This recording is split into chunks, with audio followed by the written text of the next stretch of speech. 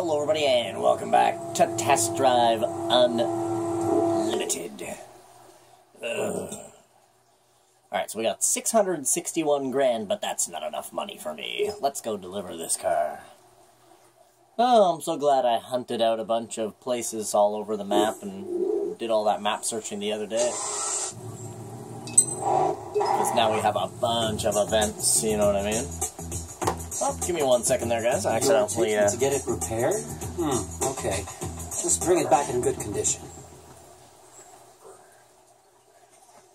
Sorry, guys. I just had my laptop there beside me, but I had left it open. It was blasting right into my friggin' face. Alright, so what we got here? Ooh, is that a Pagani? It is. Pagani Zonda, you guys. Now, when... the first time that I ever heard about Pagani, and I saw a picture of this car, it was pretty close to becoming the car that took over first place in my mind for, like, the sexiest goddamn car on the planet. I absolutely love the design of this car, and it sounds amazing. Yeah, that guy actually just went around me. Yeah, the AI in this game is actually amazing. Oh my god. What a noise that made, you guys. Oh my god. Yeah, this is one of the nicest sounding cars in this game. Oh, listen to that. That is naughty.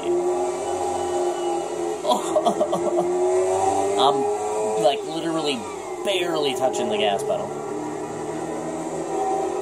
Alright, you ready, guys? Jesus! Hell yes!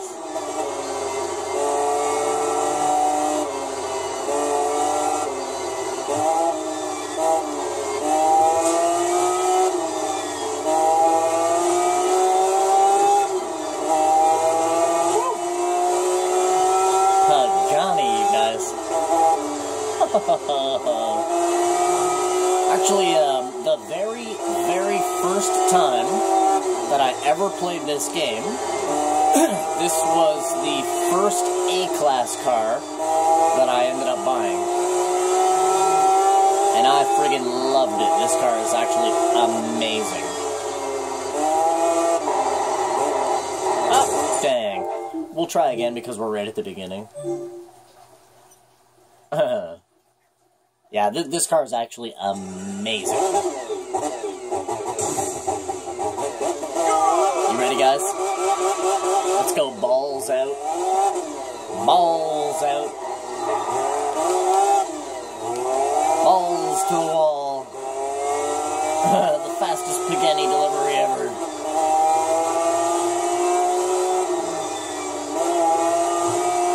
Damn, is that ever nice.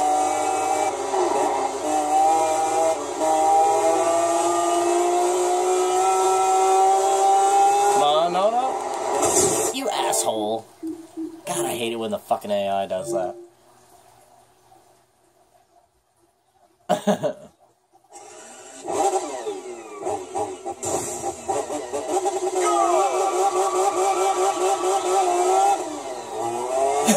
Alright, concentration. Whew.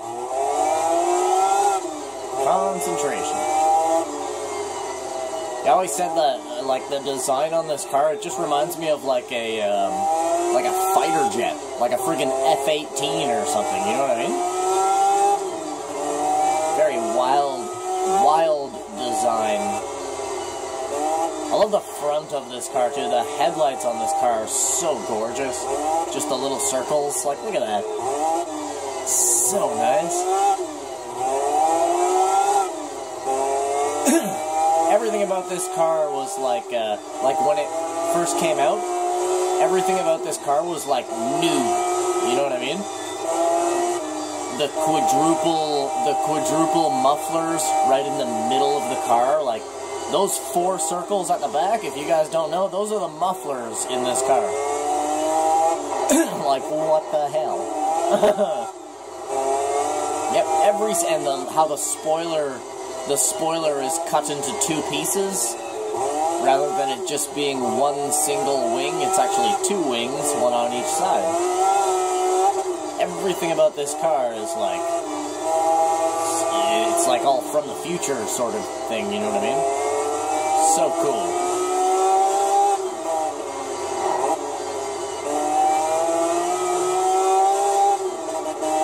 This car is definitely an eye-catcher, like at a car show or something like that. Oh, hell yeah. This car will have a big gathering of people surrounding it.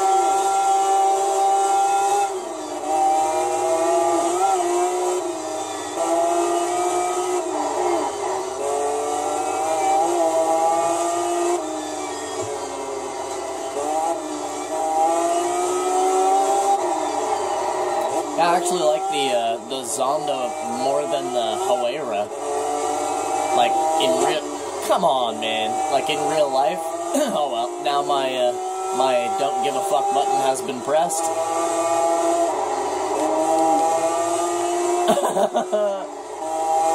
Oh, no. Oh, that was bad. That was even worse. Whatever.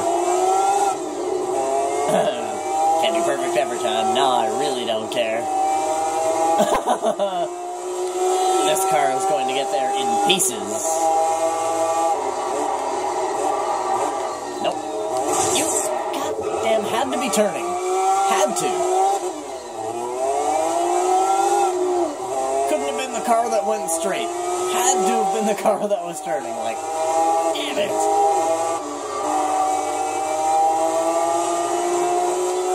All I really care about at this moment is unlocking Tier 5.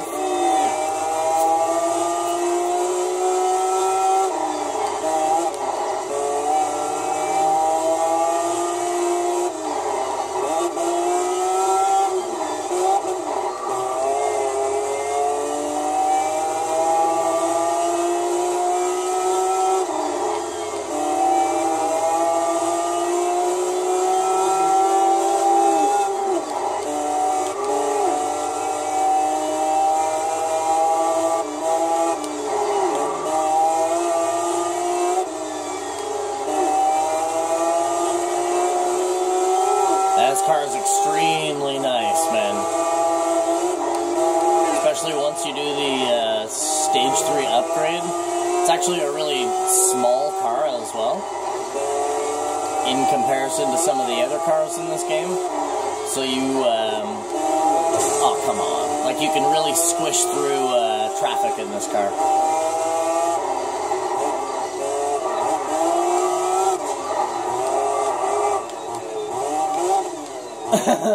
These car delivery missions, it's like right when you touch something and your like price gets reduced, it is literally like it just removes all of your care. Once you hit the first thing, it's just like, ah, whatever. Not getting my bonus now. Who cares?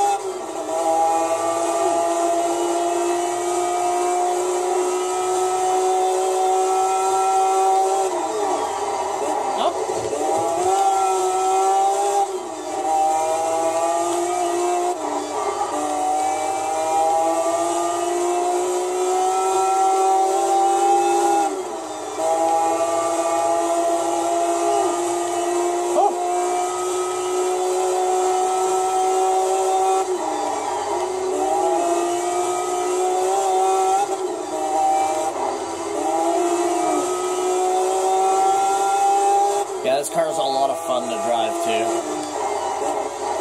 Oh. It's a pretty wild ride, man.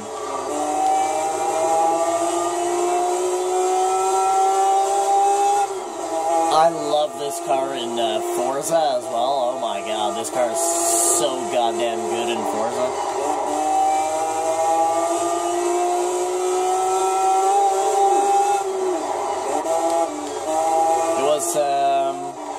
Trying to think where I first saw this car. I'm pretty sure it was I want to say Gran Turismo 3 was the first time that I had ever seen a Pagani in my life.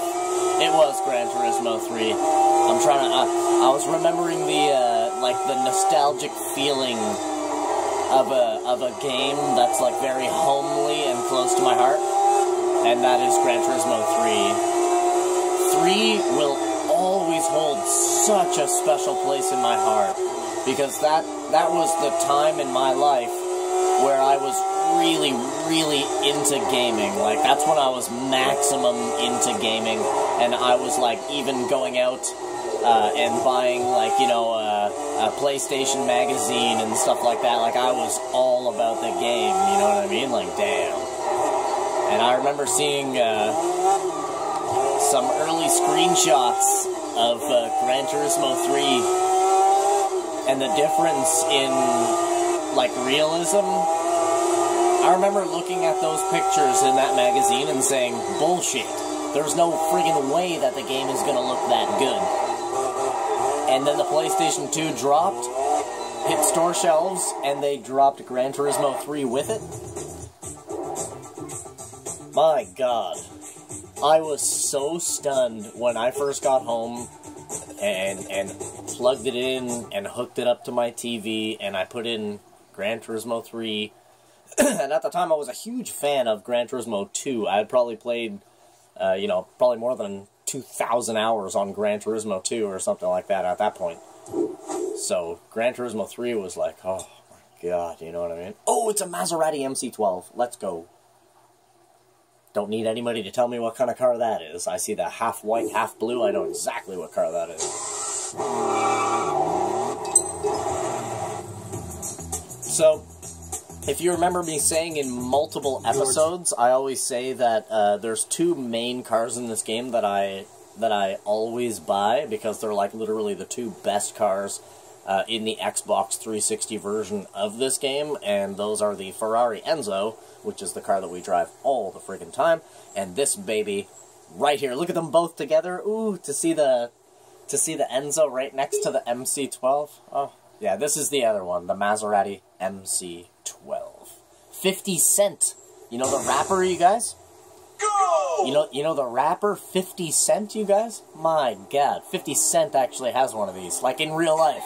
The man actually owns one of these.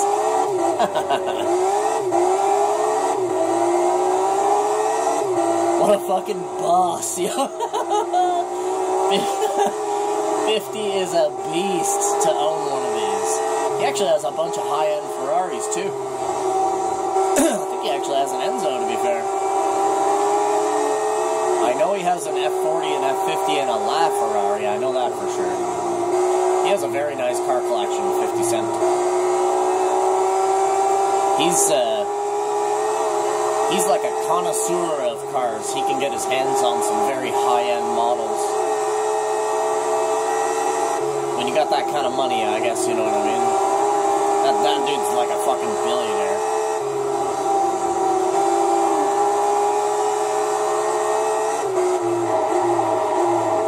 Or at least he was. I don't know if he still is or not. Maybe he wouldn't spend all of his monies.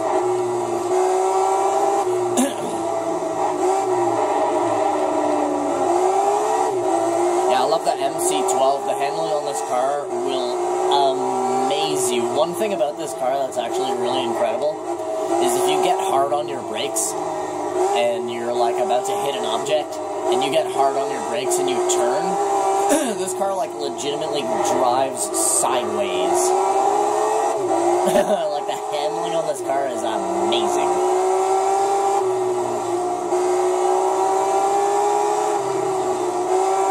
This is another car in Forza 4. This is the second best S-Class car in that whole fucking game. I don't care what you say. In my opinion, the best S-Class car in Forza 4 is a Jaguar XJ220, believe it or not. Best. Number one best car. You can't beat that shit. The Lotus Evora is another good contender for S-Class in Forza 4. But so many... Okay, we got away with that. But so many people use the Evora that it's just not a difficult car to beat anymore. It was when the game first came out. Surely not anymore. Once you figure out how to actually, like, fine-tune your vehicle in that game, like, man, you could turn any car into a goddamn demon. But yeah, this right here is easily, I would put it in the second best S-Class car that you can own in Forza. Forza 4. Specifically Forza 4. I have an absolutely stupid Forza 4 file. I have like $982 million or something like that. And it's all legit too. No mods, no hacking, no bullshit. I've had my money maxed out in that game several times. Because of the auction house. I'm a master painter. I went over this before when I was actually playing the first Forza on my channel, which is, the whole game is on my channel. If you guys want to go watch me play through the first Forza, it's all there, baby. And I am super professional Forza player. I play in manual, simulation, damage, everything, like maximum fucking maximum. Although I'm playing on medium difficulty throughout my playthrough of the first Forza, because I just don't want to get stuck on events when I'm trying to film, you know what I'm saying? That's the most annoying shit. So I did play through the game on medium, but other than that, every other way to make the game difficult has been made difficult. Manual, simulation damage, simulation everything else. No ABS as well. I was not using ABS.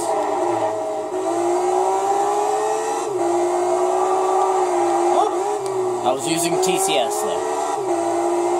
Because without TCS, there would have been a lot of crashing and restarting events. And I don't really like doing that on in videos, you know what I mean? When I'm recording for YouTube, I really am trying as hard as I fucking can. Not to mess up and to try to complete the event in one shot. That's why sometimes I get so upset. Well, I'm not necessarily upset, I'm just like disappointed at myself. Because like right now, if I crashed right now, I'd be like, for fuck's sake, you know what I'm saying? Because we're almost there, right? So it's like, I've devoted 10 minutes of my time or whatever to drive as perfectly as absolutely possible. So for it to be stolen away from me at like the end of the event, like, heartbreaking. There you go, that's the word. That's the word I'm looking for.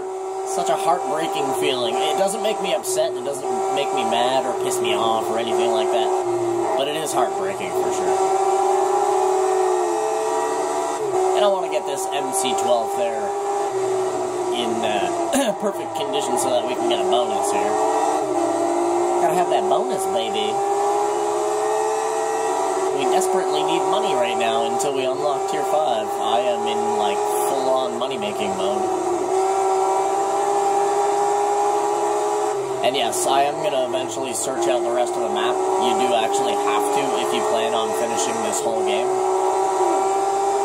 Because if you don't, if you don't search the entire map out, you won't find every event in the game.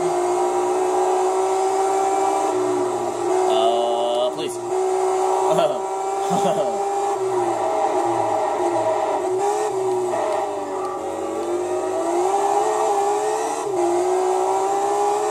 This car is so nice, you guys. Just the handling on this car is so smooth. The braking is so smooth. Even accelerating in this car is very smooth.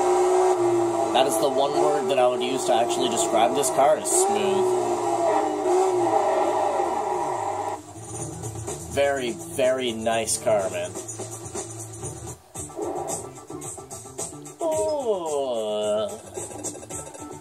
And, yeah, in real life, there's actually a Maserati dealership literally right up the street from my house. Like, I take my dog for a walk, within 5 minutes, I'm standing in front of a Maserati/Alfa Romeo dealership, you guys, in real life. And, last year, they actually had a, what's called, or not last year, like last week, they had, one of the, it was a silver MC12, and what the hell's their new car called again? Damn it, I can't remember right now. And they had an MC12 there, with little ribbons around it, and you weren't allowed to touch it and stuff. Because they were having, like, their summer event. Ooh, what is that? It's an XJ. It's an XJ. Do you guys find it funny how I can recognize what kind of cars they are before I even see, like, really any part of the car?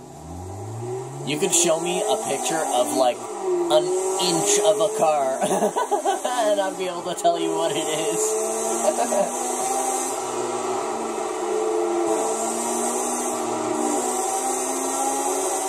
Well, most of the time, at least. If you showed me, like, some new age hypercar or something, like,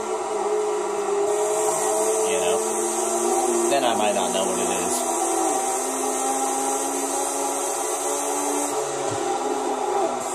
But for this era, like 2000, 2005, oh yeah, I definitely know my shit when it comes to cars for that time period.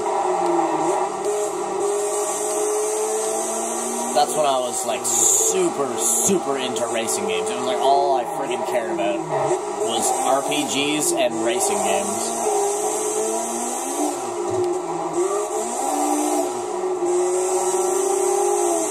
And it definitely shows in my adulthood. If you look at, like, if you were just able to, like, quickly watch every single game that I've ever played on my channel, it would be very clear that my strengths as a gamer are classic RPGs and racing games, by far. Shooting games, yeah, I'm alright at shooting games. Not the king or whatever, but I hold my own. Action games as well. I'm really good at action games, like button mash games, like Tomb Raider. If you guys haven't watched my playthrough of Tomb Raider, I was actually thinking about playing Tomb Raider again for the channel. But this time I would be playing it in full HD. Whereas last time, when I played Tomb Raider on my channel originally, like 8 months ago or whatever it was, I was not actually playing in full HD. And I was only playing on normal as well. The other day I was thinking of restarting Tomb Raider over again, like round 2, but playing on hard and in Super HD 4K. I mean, it wouldn't be 4K on YouTube, it would be, you know, full 1080. Like all of my videos are, full HD 1080. Soon, you guys. I've been trying to figure out a different way to record things the last little bit. And I've been able to set aside a little bit of cashola, like in real life. So I've been looking around at various things. There are actually some, like a PVR. I could use a PVR, but I actually would need a different mic for it.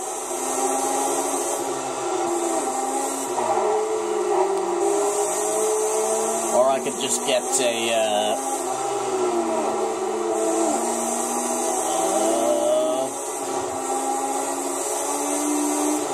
There's also ones that you could literally, it just plugs in via USB, and whatever you plug it into, it just has like 2 buttons on it, record and stop.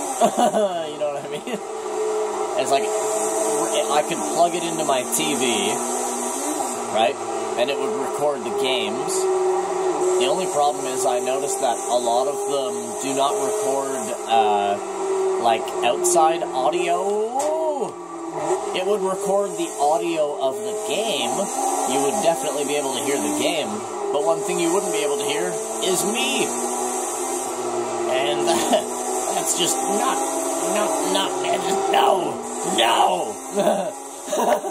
You know what I'm saying? Shit. No fucking way. Come on. No fucking way would I start putting out videos where I'm not doing commentary. That's what you call him. Like, not an amateur YouTuber, somebody that doesn't do commentary. Not an amateur, but like a half-ass, you know what I mean? You're half-assing. If you don't do commentary on your games, on your playthroughs, like, you fucking suck, dude. That's actually the reason why, like, if you see a YouTuber that doesn't do commentary on their games, it's because they're unable to simply have a conversation with nobody in particular and constantly think about something to actually say in your videos, while at the same time trying to play the game that you're playing at a decent level, like at a professional level, you know what I'm saying? And I'll be fully honest, man, it is actually difficult to keep a conversation going while I'm playing games, because not only, you know, does talking take up a bit of your concentration level, trying to put sentences together and shit, but at the same time, you know, I'm not technically actually talking to somebody, right? I'm just sort of, essentially, I'm like talking to myself, right? So I have nobody answering back to me. So for you know, we're at 26 minutes now. So for the last 26 minutes, it's basically I'm trying to continue to speak so that you guys aren't bored, and, you know, we talk about some crazy shit on this channel sometimes, man. But, yeah, considering we are at 26 minutes there, I guess we'll call this one a day right here. But, thank you guys, as always, so much for coming out and watching this episode of Test Drive. We are, once again, cracking through. Still have not fucking unlocked Tier 5. What the hell? Freaking love you guys. Wish you guys the total best. I hope you guys have a freaking awesome rest of your day, and I'll see you guys in the very next episode. So, have a good one. Bye. Bye.